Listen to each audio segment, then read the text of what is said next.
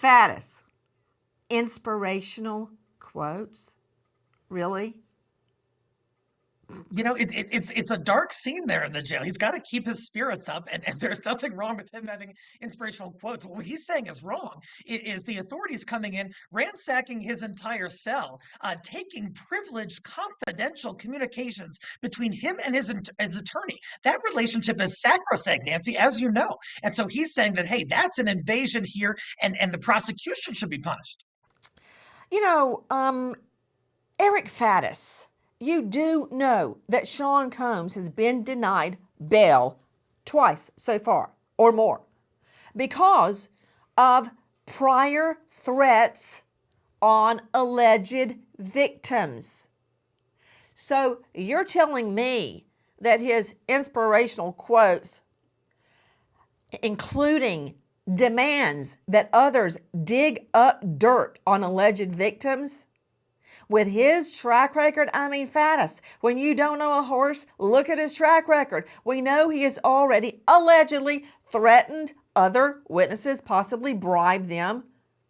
And now he's making up to-do lists, not just for his lawyers, but for family and friends to, quote, get dirt on victims, to intimidate them. You know how many victims I've had that don't want to take the stand?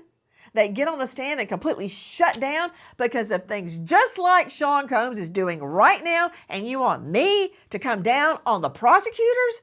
What world are you living in, man? Well, the world that the judge lives in, because he's already come down on the prosecution on this. Look, witness intimidation, witness tampering is completely impermissible. That being said, defense has a right to investigate their case, to look into the backgrounds of the accusers, see if they've made a false statement. Have they filed a fallacious case? Have they engaged in a crime of dishonesty? These are appropriate measures for defense to take, so long as they are not going past the line which separates investigation from witness tampering. That, of course, is impermissible.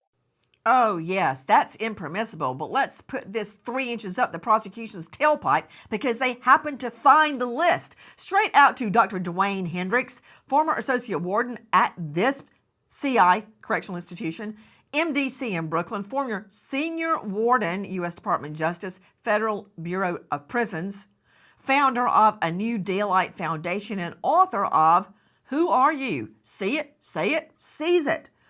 Dr. Hendricks, isn't it true that in a CI, Correctional Institute, there are routine sweeps in inmates' cells, and you find all sorts of stuff? You find shanks, you find Pruno, homemade wine, you find phones, you find guns, you find drugs. Isn't that true, Dr. Hendricks? Yes, that is true. And staff are charged with doing at least 5 to 10 cell searches on a daily basis per shift.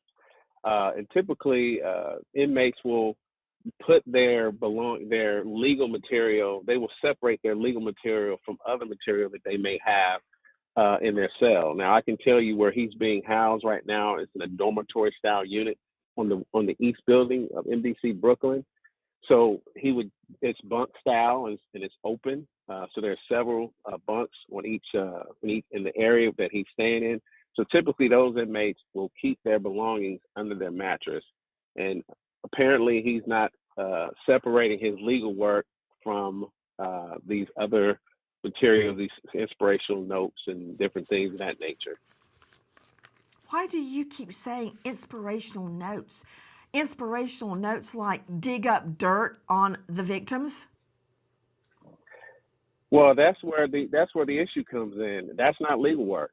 If he's saying, if he's saying dig up dirt or call this person or call that person, that is not legal work. And I would guarantee that they didn't go specifically to his particular bunk to find anything unless there was some information that came out of these alleged three-way calls where he was using other inmates' pack numbers.